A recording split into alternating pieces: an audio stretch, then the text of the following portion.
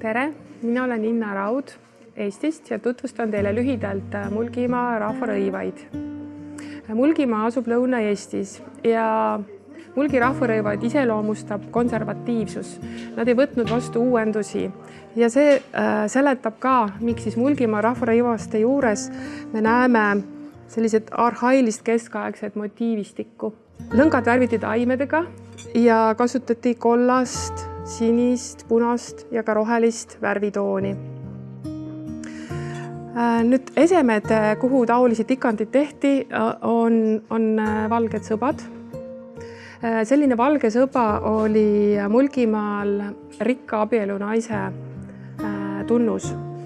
Need olid ülipidulikud komplekti osad.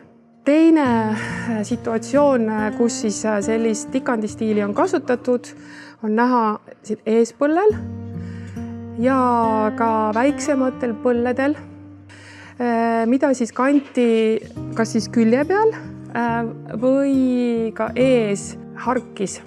Konkreetselt need mustrid on võetud kõik Eesti Rahva Muuseumi kogudes olevatelt esemetelt ja konkreetselt kõik need põlled on tehtud Viljandi Kultuuriakadeemias.